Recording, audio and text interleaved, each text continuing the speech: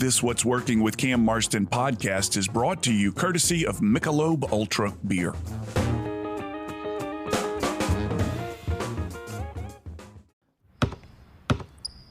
They say consistency is the key to success. They weren't wrong.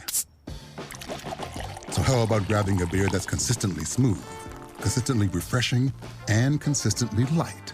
You might just find that the road to success can be pretty enjoyable.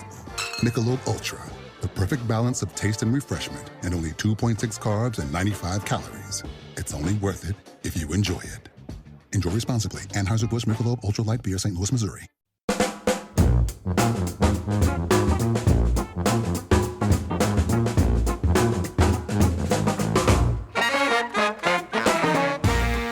Hello again. Welcome to What's Working. I'm Cam Marston, and I'm so happy you're along for the ride with me. Another great show this week, and I get to indulge in a conversation with an old friend this week. I haven't spoken to him at length in a long while since he and I sat down for lunch many years ago in New York City.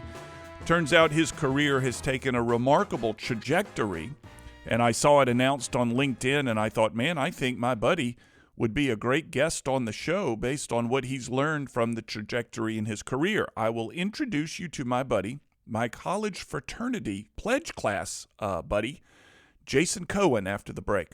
He'll be dialing in from New York City. He is, let's see, I printed his title out so I wouldn't mistake it. According to LinkedIn, he is now the Executive Director of Global Corporate Meetings and Events and Sales for Accor Hotels. And we'll get more into Accor Hotels in a little while. You may not recognize the name if you're not from Europe. Accor is owned, I believe, somewhere in Europe. But you will recognize the name Fairmont, the Delano Hotel, Swiss Hotel, Sofitel. Anyway, Jason, as he's known professionally, pursues some big clients for his hotels, multi-million-dollar events, and many of them, and I want to learn what it takes to woo clients like this. What are the strategies that you and I can learn in order to develop these big old proposals with lots of zeros on them? I don't do these things, these types of proposals in my work. Some of you do, and there may be some best practices that we can learn from Jason. Anyway, what's working? I haven't even given you the premise of the show yet. What's working? Workplace, workforce, marketplace trends. Trying to identify people that can teach us about the trends shaping their business and their industry in the hopes that something that they say can make us a little bit better at what we do. And I'm not gonna lie to you. I'm hoping Jason can tell us a little bit about developing these big proposals with savvy buyers that will make me a little bit at developing these proposals. Anyway, Jason will be up after the first break here in a moment, and we'll get into that. Again, he'll be zooming in from New York City. It's at this moment that I want to say hello to Ben Mast. Ben, I didn't tell you I was going to do this. Ben is the CFO at Berkey's Farm Store, believe it or not, in Champaign, Illinois. Is that right? Berkey's Farm Store in, I think that's right, what I'm looking at here. Yeah, and Ben learned about the show after doing a Google search for ESOPs, employee stock-owned plans, and came across the show that we had done a while back on ESOPs, and listened to that show and with Billy Duran. And he has since subscribed to the show on his podcast feed and reached out the other day through LinkedIn to say, hey, Cam, just wanted to let you know that here in Central Illinois, you got one fan. And I want to say, Ben, thank you very much. I appreciate you reaching out. It's nice to hear from people like this, particularly in places where I don't really have a beachhead, if you will, for broadcast. And he listens to it through the podcast. If you're curious about the podcast of What's Working, you can find it at whatsworkingcam.com. Whatsworkingcam.com. You'll find this show, all the previous shows. You can even search the website. There's now a search tool on the drop-down menu where you can look for guests or topics or anything where we index each of these shows, and you can find something that you feel may be of help or of interest to you. On the horizon are a lot of new changes for the show, beginning with, I hope in the next 2 weeks, if not sooner, will be a new advertiser, somebody that I've been chasing for a while. We were able to put together numbers for the show for the first time through the help of a PR firm, and it shows really great growth. And they taught me, this PR firm taught me how to measure growth in radio listeners, growth in podcast listeners in ways that I had not been aware of. And I'm very proud of what those numbers suggested. And as a result of those numbers, there is a bank out of the Southeast. I can only tell you more once the contract is signed. They have the contract. They're going through the weeds of the contract right now. I can only tell you more once the contract is signed, but I will be very proud to announce this new advertiser in a few weeks. Hence, hopefully less than that. So anyway, lots of good stuff going on with What's Working, and the most exciting one in the near future is my friend Jason Cohen, who will be on right after the break. We'll be right back. You're listening to What's Working.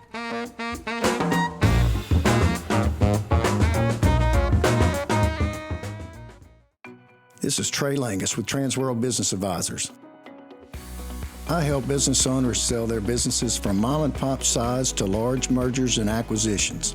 We have a huge buyer database looking for quality businesses to buy right now. Confidentiality guaranteed. If you're a business owner considering an exit within the next few years, let's talk. Again, I'm Trey Langus. Find me at Transworld Business Advisors or Google my name. Hey, this is Cam Marston. My What's Working radio show has given me a front row seat to what's going on in today's workplace and workforce. I'm taking what I've learned and delivering it as a live presentation.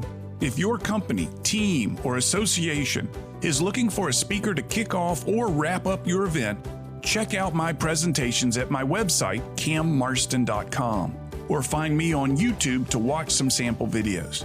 You can expect actionable and relevant content delivered with lots of humor. On my site, you can find my client list and testimonials. I welcome your calls and your emails. Reach out. Let's find a way to deliver fresh, thought-provoking, actionable content to your event.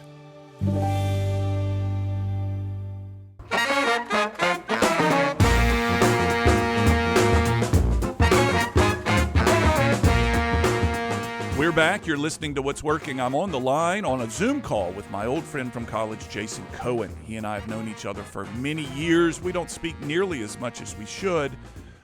We were fraternity brothers back in the day at Tulane University, and it's not that I only try to put my fraternity brothers on the show, though he is not the first one. We've had another guy named Rusty Pickering that's done real well for himself. Jason, it's watching your LinkedIn profile continue to grow with new titles and new designations. You are currently the Executive Director, Global Corporate Meetings and Events in a sales role with Accor Hotels. Jason Cohen, thank you for your time. Welcome to What's Working. Glad to be here, Cam. It's nice to have you. It's nice to see you. You're looking good. I'm sorry we don't see each other more than we do, but for the sake of the listeners, tell us a little bit about Accor. I recognize a number of the hotel brands that are on your website, but there are many that I don't. Tell the listeners who Accor is, if you would. Sure. So, yeah, it's not a name, even though we're one of the fourth largest hotel company in the world. We're not as familiar here in North America. We are based in Paris, France, originally, but we are a global company with over 5,500 hotels in 130 countries. So bigger than Hyatt, bigger than a few other companies that most people think are bigger than us. But here in North America, where we have over 40 brands that we represent and manage. Here in North America, we have the Fairmont Hotel brand in our luxury segment. We have the Sofitel brand here in our luxury segment. We're about to open a Raffles Hotel here in our luxury segment in Boston. And we also have our 21C Museum hotels, which are a little more boutique-y in some cities like Lexington and Louisville and Durham. And then we also have some of our lifestyle hotels like the SLS hotels in Miami, Mondrian in New York and Miami, the Delano's being reinvented back in Miami. So you name it. And then in other parts of the world, we've got everything from economy to some of the most luxurious hotels in the world. And once you leave North America, we are the largest hotel operator on every continent. So if you travel overseas, you're going to see some hotel names that you probably don't recognize, and they're probably ours. It's amazing to me that you have 5,500 hotels. That's an extraordinary number. Now, I became a great fan of the Fairmont brand when I did a speaking tour through Canada years ago, and we went East Coast to West Coast, and touched on a number of those Fairmonts and loved them. It was so cool to go into some of those things. What's the one in Toronto? Remind me of the one in Toronto. Fairmont Royal York. Yes. Very big hotel, just right in the middle of downtown. Yeah. We're very fortunate. The company, Fairmont Company, which became part of Accor bought Fairmont about 7 years ago. It was a Canadian-based company for many years that had, as we call them, the company doesn't, I call them Grand Dames of Canada. Yeah. Some great historic hotels that have all been renovated. So you've got a nice historic side to them, but also they feel very current at the same time. And then we've got some great, original Fairmonts in San Francisco on Nob Hill. I've stayed there. Yeah. But then we've got some newer hotels like in Austin with a beautiful 1,000-room luxury convention hotel downtown that's just a crazy market of Austin that's shining and bright. And we've got the Fairmont Scottsdale Princess, great golf resort I've in stayed Arizona. there, yeah. Yeah, you've been to a lot of them. So Yeah. we're very fortunate. It's a great brand. So a little bit more on your background. Give us your restaurant background. This will, and I want the listeners to hear this because this will give them a sense of how your success has come about in this role. So restaurant background, please. Yeah. So when I went to college, I thought I was going to be a journalist, decided I didn't want to do that, but fell into the restaurant business while living in New Orleans. Great place to fall into that business. Yep. And fell in love with it. So my goal as of junior year of college was to open my own restaurant. But before I did that, I got some schooling, went to graduate school for hotel and restaurant management, and then worked for some different restaurant companies before opening my own restaurant at the ripe old age of 26 years old in Atlanta, Georgia, and kept it open for almost 4 years till I had the opportunity to sell it, which was a chosen opportunity, and then went into the hotel world, matching the skills of what I enjoyed of the restaurant business, along with something a little more manageable to have a life. And also knowing that travel was always something that intrigued me. And once I fell into hotel and travel world, it's been a passion, and I've loved every minute of it for the last 20 plus years. You can see it's your passion when I follow you. We connect every now and then, but it's obvious that it's your passion. I want to tell you, the Delano Hotel is one of your brands as well. Was there a Delano in Miami Beach one time? That was the original one. That was the original one. Was one of the first boutique kind of cool hotels in Miami that helped revive South Beach. Yeah. It is part of our company. It has been closed for a while due to some real estate and ownership issues, but actually being redeveloped right now and renovated and open to a new splendor for the new Delano brand. We have one in Paris now as well, a Delano in Paris, and they're opening a few more around the world.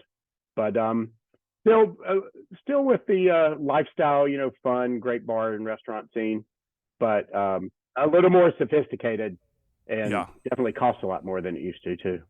I walked in there once years ago, heard about it, was down in Miami Beach doing a seminar, and walked in there, went through these giant curtains. They must have been 40 feet tall, and looked around at the room, and I thought, I don't belong here. I don't fit here. I'm not nearly cool enough to be in this hotel. Well, my shirt was buttoned all the way to the top. I wore clothes that fit versus were too tight, and I thought, I'm just going to leave. I'm going to leave. I don't belong.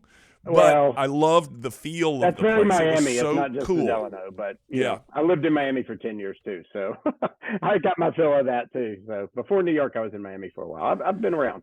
Yeah, you have. I remember you in Miami. I think we had dinner there one night. Okay, let's quickly move into the expertise, which I want you to expand upon. You guys pitch some very influential Fortune 500 clients, not for one meeting, but for many meetings. And you've got to have your proposal buttoned up tight. These Fortune 500 clients are going to spend millions of dollars per meeting to entertain their clients, to wine and dine their top employees, whatever it may mean. It means to me that your presentation, Jason, your proposal must be buttoned up tight. And I have listeners out there, and I am in this game too, who have to pitch clients to sell them, write a proposal, all that kind of stuff. Go through this for me, if you will. When you have an opportunity to pitch this client and you know it's a multi-million-dollar contract, What is the proposal process like? What do you guys make sure to include in each of your proposals? Well, that's a great question. And while I'm not involved with every single proposal process, part of my role and others like me in our business is to really know the client. So I manage relationships with our biggest clients, as we've discussed, with some of our largest clients. And my job is to know what makes them tick. And I would suggest that to your listeners too, to do as much research and gain as much knowledge on whoever you're proposing to, and what's most important to them. Well, let's stop right there. How do you do that research? Where do you do it? How do you do it? It all depends on the situation. Some of it you can learn on the internet. Some of you can gather by just kind of snooping around, even on the internet, if you can find out more about them or who else they do business with. But I get a lot of my knowledge either from networking with others who work with them, and or when I have the opportunity in speaking with someone. I mean, the clients I manage, our company's had a relationship for a while, but I also get some new clients sometimes too, and really doing the digging and really asking the right questions when you get the opportunity. I mean, if you're dealing with a large proposal, in our case it'd be a large convention, they're willing to give you a lot of information, and they're going to give you the nuts and bolts information probably in a document. But what I would encourage, and what I've found success in sales and kind of our company approach with salespeople in general, especially in a higher role salesperson, is really being a good advisor, a trusted advisor to your client, which means understanding what makes them tick and understanding kind of, they're going to tell you we need X, Y, and Z, but there's always kind of a need behind the need. Yeah. So they may say, for instance, we need this much meeting space. We need 1,000 hotel rooms for 3 nights, and it has to be the perfect ballroom and great location. But what you're really trying to find out is what's going to make them successful, not only just in the execution of the event, but they're trying to impress clients, or they're trying to find new clients. So it's really connecting those dots of what's the need behind the physical need, what's going to make your client look successful to either their bosses or to their industry or in that event. And once you get that, connect those dots. What are the questions, Jason? Do you have like signature questions that you ask your clients as you're getting to know them, as you're doing your snooping? Are there signature questions that you feel give you more information than others? That's a good question. I mean, one that really resonated well with me over the last while is, what's going to make you look, what does success look like to you? What does success look like for this program? Or what does success look like for choosing us as a partner? What does that mean? Yeah. And usually once you get past the, I don't know, which they do know, and kind of dig a little more, they're going to tell you, we're looking for a trusted partner we can have confidence in, and that knows that we're going to, if things happen, we're going to get it corrected, or whatever the case may be. So it's really, what does success look like for you in this relationship? So hopefully that helps. Well, I think there's probably, at that question gets to the personal interests of the person answering the question, right? And I'll tell you a story about that when we come back. You're listening to What's Working. I'm Cam Marston. I'm with Jason Cohen. We'll be right back.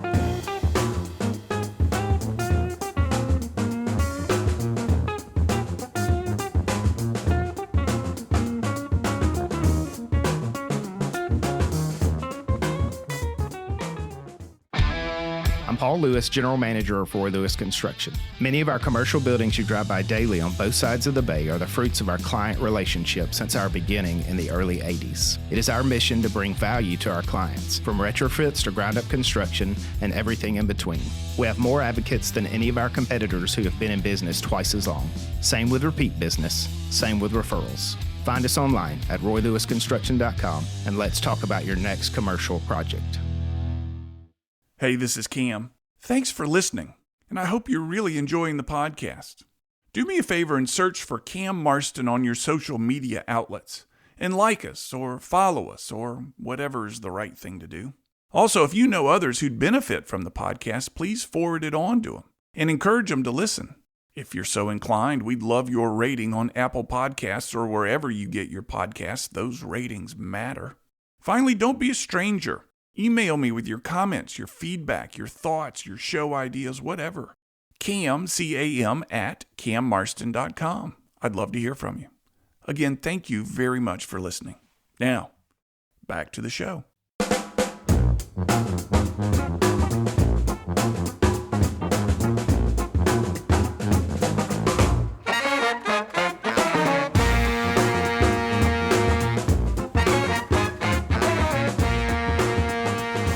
You're listening to What's Working. I'm Cam Marston. On a Zoom call to me, Jason Cohen, a friend from back in the day. He's the Executive Director, Global Corporate Meetings and Events and Sales with Accor Hotels. Their company's headquartered in Paris, France. He's calling in, or zooming in rather, from New York City. Jason, prior to the break, I wanted to tell you a story about a similar question that I asked a lady at a conference when I was giving one of my workshops.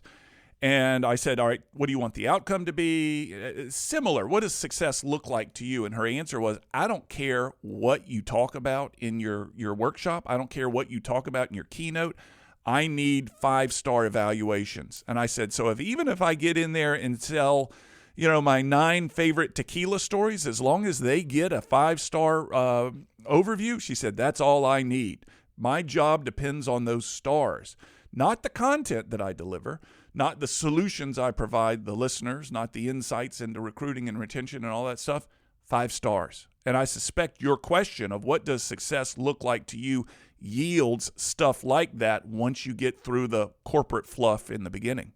Absolutely. Couldn't agree more. And you know what? I've probably heard something very similar. Oh, really? Yeah. I mean, at the end of the day, sometimes it's impressing a new executive. Sometimes it's getting the best feedback from the group. Sometimes it's,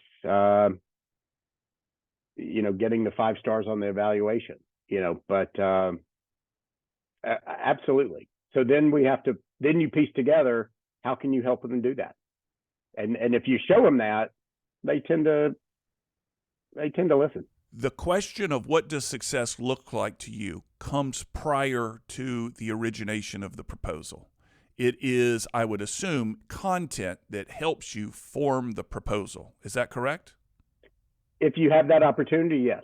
You don't always Okay. have the opportunity at the beginning, but as soon as you can or have that contact, it's a great question to ask. So you're dealing with multi-million-dollar conventions here. I'm dealing with, maybe 5 figures, 6 figures from time to time in my proposals. It's a big gap between the two.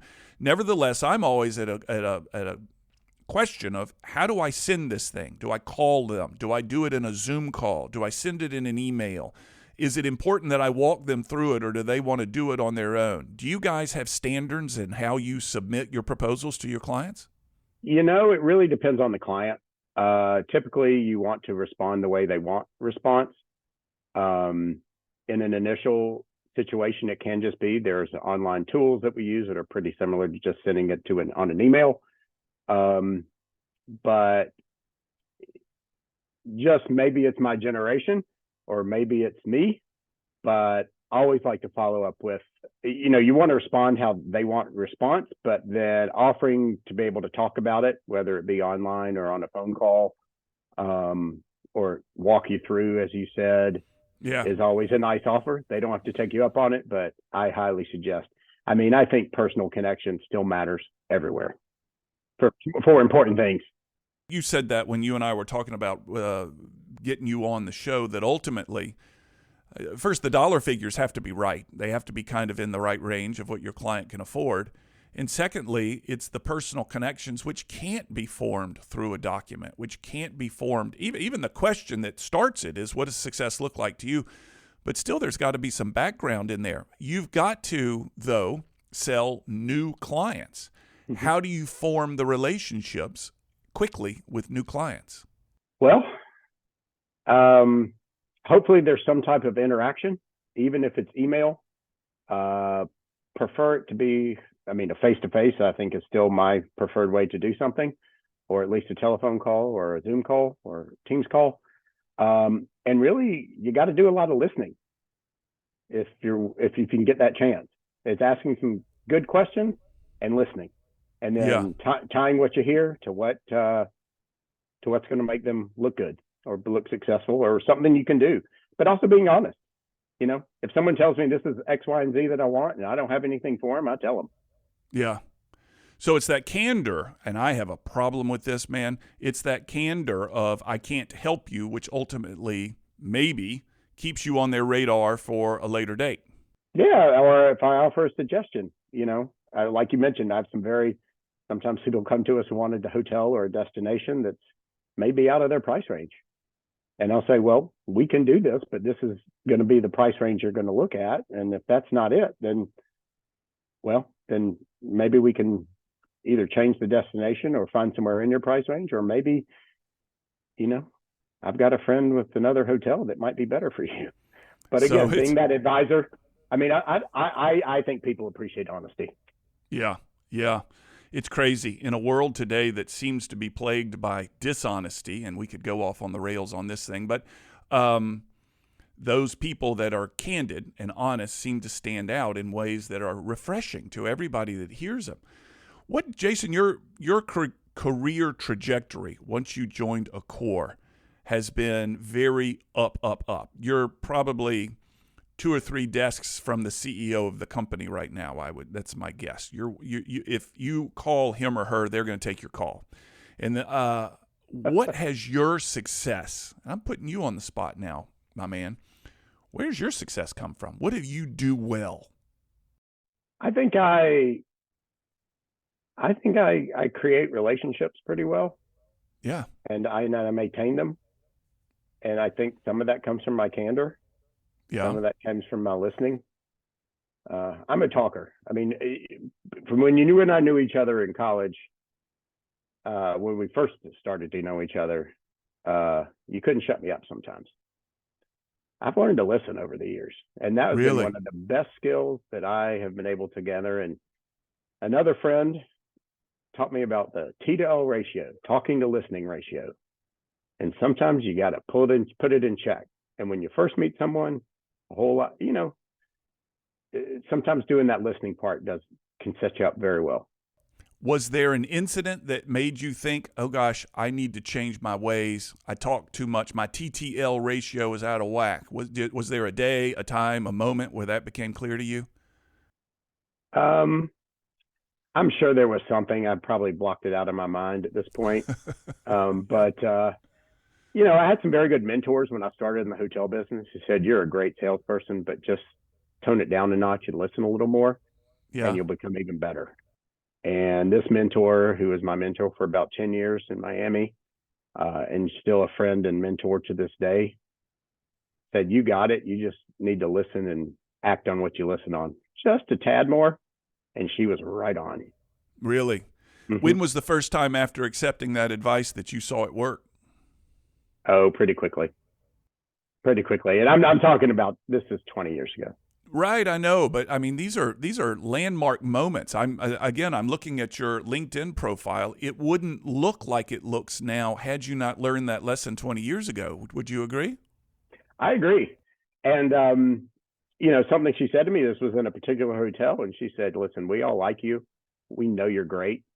But at the end of the day, the head of a hotel is the general manager.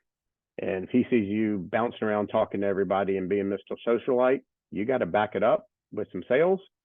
And you also just want to make sure other people are watching you, even when you don't expect it. Yeah. So just kind of think about that before, you can be social. She was like, you can be social. That is who you are. And that's what makes you you. And that makes you very successful. But it's learning how to use that in the best business appropriate way too. Yeah. Are you now mentoring, Jason? Do you have people that are coming to you? I try. Yes, I do. And what do you see and we'll get into this in the next segment when we talk about generations in your workplace and stuff like that, when I ask you the 10 questions. What do you see, though, real quick, in the next generation?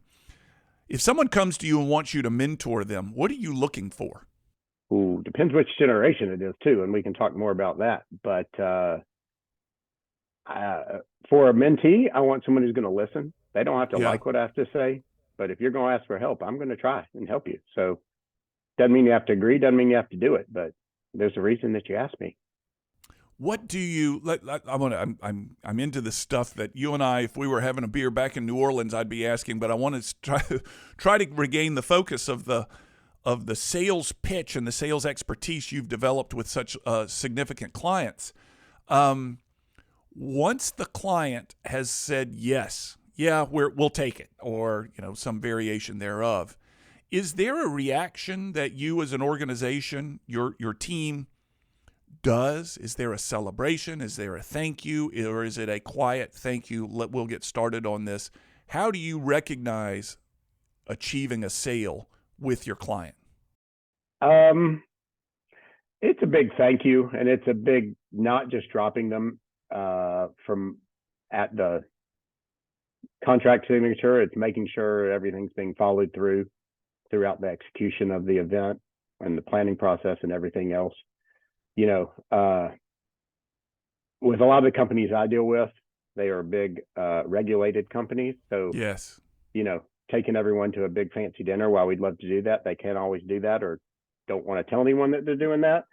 So you got to be careful with gifting and celebrations of some sort, but right. Really being there. And, I know it sounds crazy, but I was taught at a very young age about the power of a handwritten note. And sometimes it's just an email these days, but really just saying a sincere thank you. And yeah. You've got me along the way to help as we, and if anything's getting off rail, just let me know. That's my job. Is part of your job understanding the similarities between these clients that you've had? For example, if it's a meeting and events planner at a big Fortune 500 client, my suspicion is they have a common background, and understanding that background is helpful to you. Yes or no? Not always, but I work with a lot of similar companies. So a lot of my clients are in the financial services and insurance world, and the needs of those groups come from a lot of the same background. So knowing those are important. I'm with Jason Cohen. We'll be right back. You're listening to What's Working.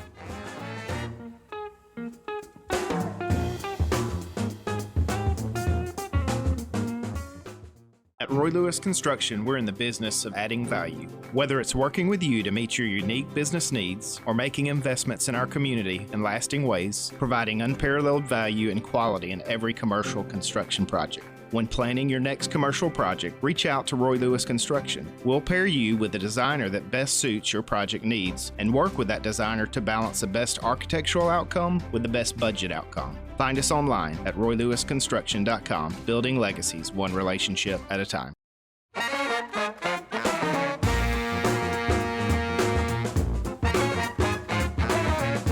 I'm on the line with Jason Cohen, the Executive Director, Global Corporate Meetings and Events in Sales with Accor Hotels. He's based in New York City, company headquartered in Paris, France.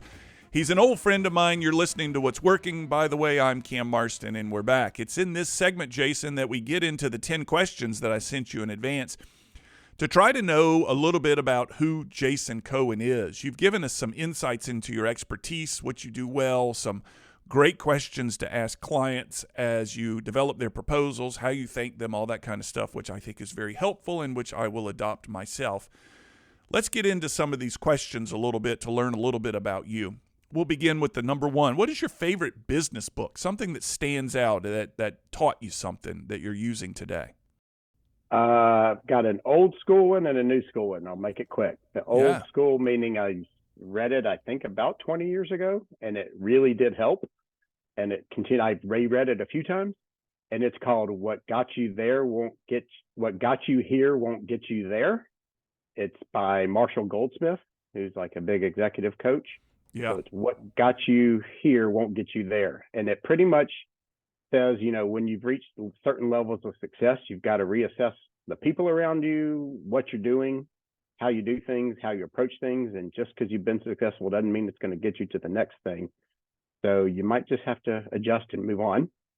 And then the latest one I've read that I think has helped, and I keep working at it, it's a work in motion, is called what's it go? I wrote it down because I always forget it. Smart Brevity, and it's a writing book. Smart Brevity. It's Brevity, Brevity. Smart Brevity, and it is a book on how to write and speak shorter and more impactful. It's by what's his name? Jim Vanderheed. It's the guys who started Politico in DC. Yeah. They're journalists, and it's all about cutting down your writing, whether it be an email or whatever you do, and the way you speak, into short sound bites that are impactful, because that's all people listen to these days. No kidding. It's a great one. I imagine that requires a lot of changes of behaviors, a lot of new habits out of people that are trying to adopt these ideas. Yeah, especially those of us who, and I can speak for you, knowing you for quite a while. I'm just a little long-winded sometimes. we like to share a lot of information, but it's really making it quick and easy, because that's what people are used to seeing these days. Oh, I heard a great podcast. I think it was Malcolm Gladwell quoted a woman who said, "Shorter sentences, stronger verbs. Shorter sentences, stronger verbs." That's the way she spoke and wrote. That's the Smart Brevity. Great. Yeah. It's a short book too, obviously. Love it. All right, number 2, one trend in the marketplace that excites you about your business. Oh, even though there have been economic changes and things since COVID, travel is still very strong, very, very strong, especially in the higher end markets, luxury and premium, and also with meetings and conferences since COVID have become more important with hybrid work and less opportunities to network in the office. Meetings, conventions, and travel in general are still going strong and expect to stay that way. Their importance is more than ever. I was at Sea Island not long ago at a conference. Beautiful place there on the coast of Georgia. And I think they said they're sold out through like 2028. Their conference meetings and conferences are booked through 2028. Something remarkable like that. And that's not a cheap place. No, high key destinations, and even like warm weather destinations, like from the Sun Belt, as we call it, from Arizona to Texas to Florida, during high season, which is the wintertime in other places, it is hard to find conference space until 2025. No kidding. Where's all the money coming from? And that's in rooms. I'm talking about hotels that have 700 and 1,000 rooms. So I read about pending economic collapse, recessions. It's still kind of out there. You're not seeing it at all. The hotel business in general is not seeing it in the meetings and convention and group space. Yeah. Actually, the opposite. It has stayed robust, even when some leisure travel has dropped off a little bit in some markets and in some areas. The meeting convention world is going strong, and all indications are it will stay that way. What one trend in the marketplace worries you, the opposite side of that coin? Perception issues. I work with a lot of top financial institutions and companies, and they do sometimes put business events on hold when they think it might just not look good. Yeah. And it doesn't take but one bad story in the press or on the social media to clamp things down for the whole industry. Yeah. And that's kind of scary, but that's our world these days. I remember that in 2007 and 8, Great Recession, and these companies were having, and I think it was Barack Obama who had something to say about that from the president behind the presidential podium, and it put a cold chill through the meeting and events industry for a while. That was a bad one. We learned a lot. Yeah, there we go. That was a bad one because they didn't hire outside experts at that time either. It made things difficult. All right, number 4, biggest business mistake you've made. Not asking for help at an early stage when I had my own restaurant and was a small business person. I had consultants, I had family members, I had others who were helping me, and I thought I could handle everything at a very young age, and probably should ask for some help a little earlier than I did before it kind of weighed on me personally. Oh, really? I didn't know that. I'm glad you said that. There's nothing wrong with asking for help, and I've had to learn that too. I am not Superman, and I am not bulletproof, and there are a lot of people out there that know more than me. Go to them, and I find most people are generous with their help. Yeah. You got it. Your favorite news source for business content?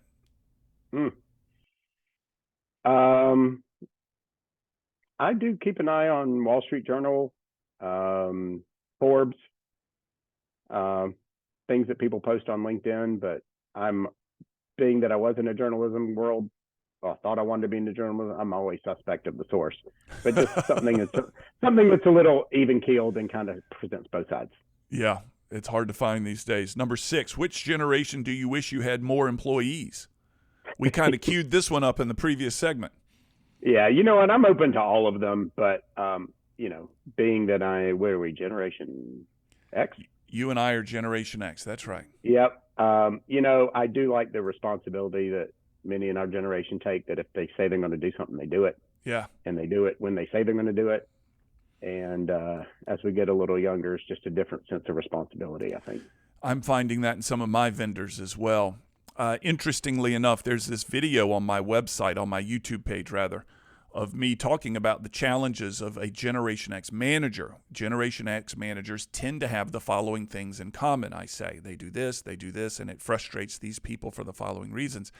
And the extraordinary chime-ins that I'm getting on that video from other Generation X managers going, yeah, that's right. That's the way it works. That's the way we are. We don't want to know what you did last weekend, and we don't want to chat about your pet's sleeping habits. Just come to work and work.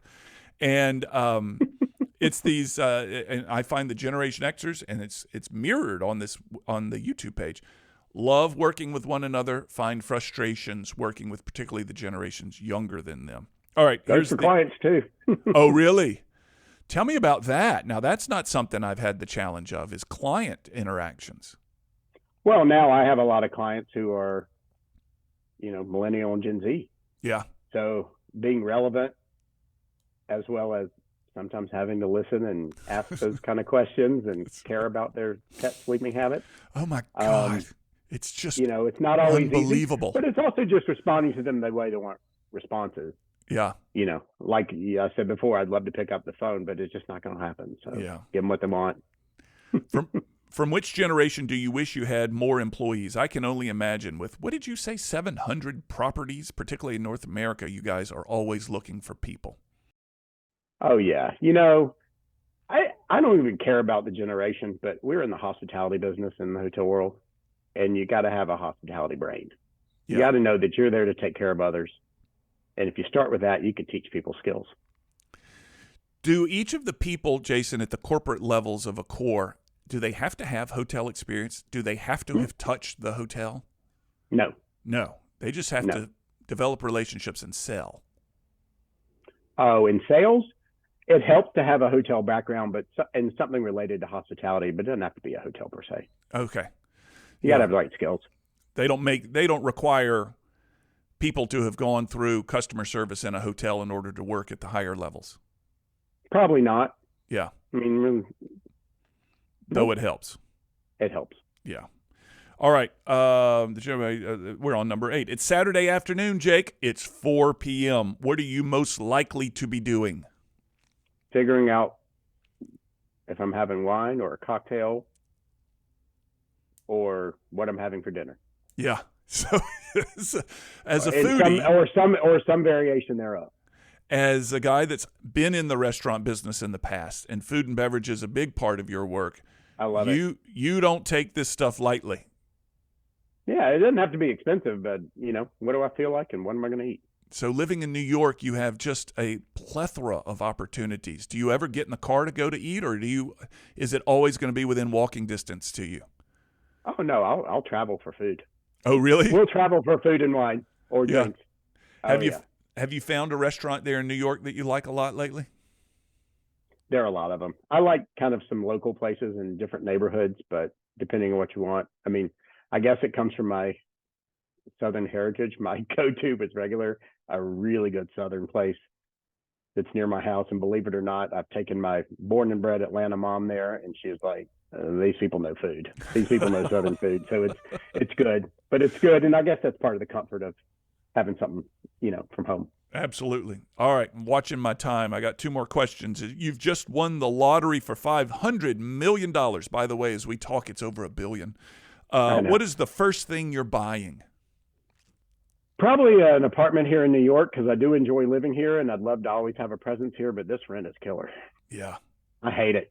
Yeah. So first thing you're buying is a nice swank place in New York. What is the first organization you're donating money to? It goes back to my foodie background a little bit. Oh goodness, it's Chef Jose Andres World Culinary. What's it called? World Chef's Kitchen, or World something like that. Yeah. But pretty much to provide food security for people in need, whether it be an emergency or just people in need.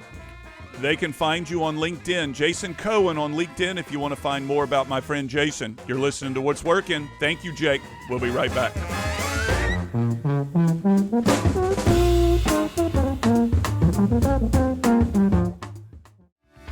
Person Services Corp is a diverse specialty contractor that's changing how people think about general contractors. Person Services Corp has experts in industrial and general construction, disaster recovery, infrastructure, and mechanical. They offer the latest in industry technology, turnkey project management services, and custom project solutions. Person Services Corp has 5 offices across the Southeast to meet you anywhere your project demands. Find them at personsservices.com.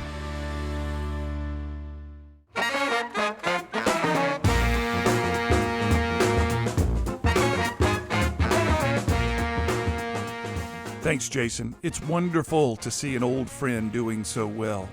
By the way, we're back. You're listening to What's Working. I'm Cam Marston. Thank you for being along the ride with us here, joining us. It's great to see such old friends doing so well, and I've watched Jason's career, as I said throughout the show, continue to advance through his own LinkedIn posts and his notices of new promotions and new titles and things like that, and I think, man, that's just great.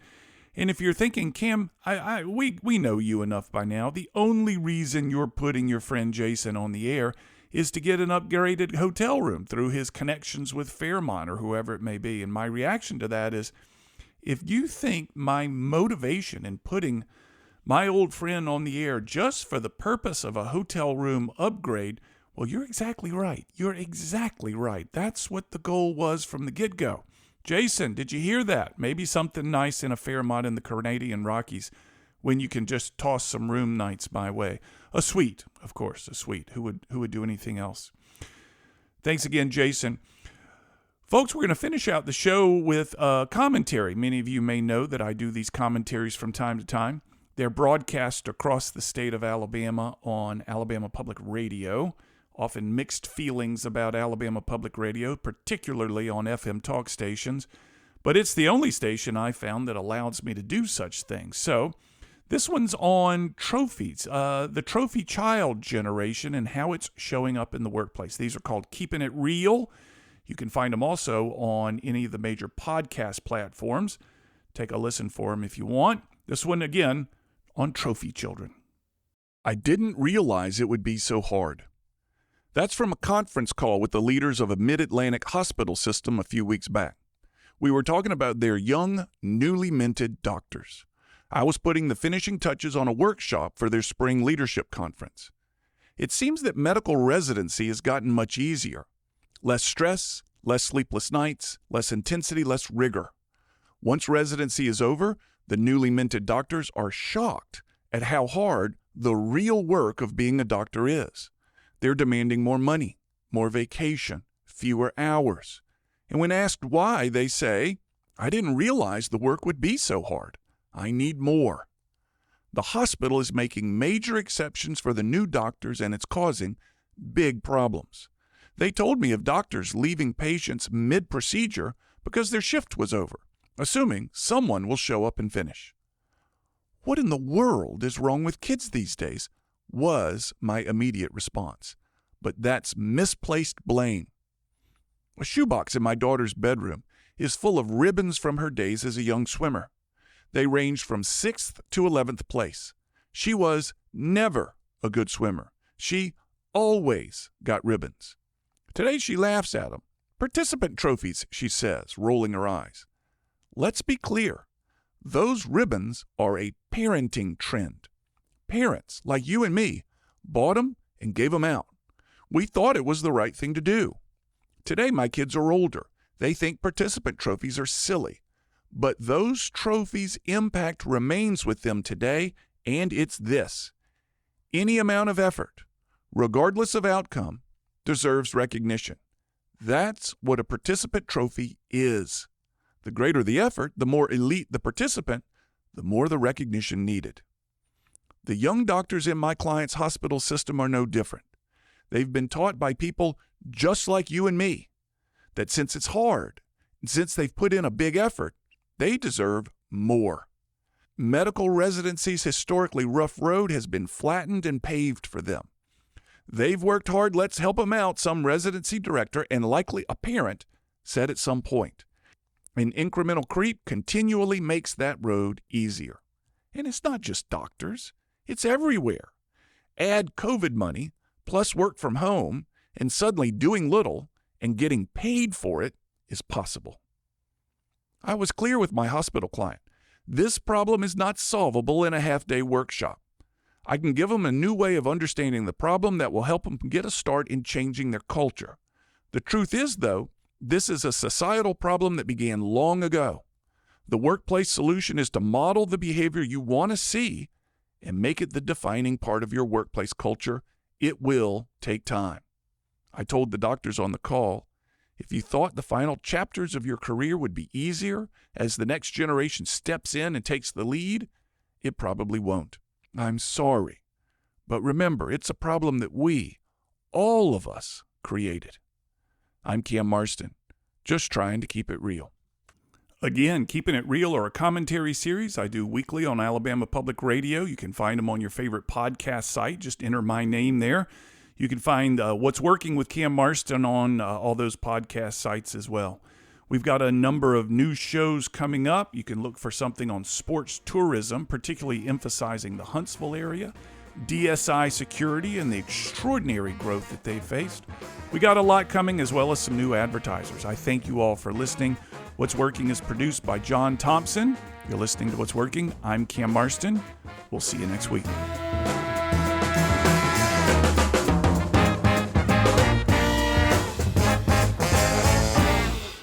Thanks for listening. As you likely know, this show originates as a radio show broadcast across the state of Alabama, and it continues to grow in both radio listeners and market. After it's formatted for radio, we then turn it into this podcast. Please share it with those you think would find it interesting, and subscribe to the podcast on my YouTube page where you can leave messages and your thoughts and your comments, and I'll certainly get back in touch. Finally, if you're a fan of the show, please offer a review on Apple Podcasts or Spotify. You can find my book called What Works on Amazon.com. In it, I highlight the top 10 ideas from the first 200 episodes of the show. Mind you, they're not the top 10 best episodes, they're the top 10 best ideas. Many times the same ideas are brought up again and again by different guests, and we dig into those ideas in such a way that they'll be easily applicable for your business. Simply go to Amazon and enter my name, and you'll find What Works as well as my other books. Chapter titles include How to Find a Niche, Innovation, Building Teams, and so forth. To learn more about the workshops and seminars I offer, go to cammarston.com. There you can view clips of my work, view workshop titles, view my reviews, case studies, customer lists. It's all there. If you'd like a free copy of one of the chapters of my book, enter your email address at the bottom of the homepage at cammarston.com. And from that site, you can email me directly. I always love to hear from you. You'll also find me on social media. Find Cam Marston on all the social media platforms, and you may need to enter the numeral 1. There's one other Cam Marston out there, and that numeral 1 distinguishes me from him from time to time. So if you're unsure if it's me or not, enter that numeral 1 after my name, and it should do the trick. On a more personal and less professional side, I record weekly commentaries that air across Alabama on Alabama Public Radio twice each day on Fridays called Keeping It Real. They've won statewide and national awards. They're simple observations on the world as it goes on around me, and they're only a few minutes long. They're a passion.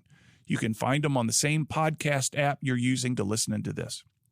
Finally, if you're interested in advertising on this podcast or the radio show, reach out. I've worked hard to cultivate a specific listener, and I can tell you all about them, and I have many different options for helping you reach them. Thanks again for listening. We'll have another episode available soon.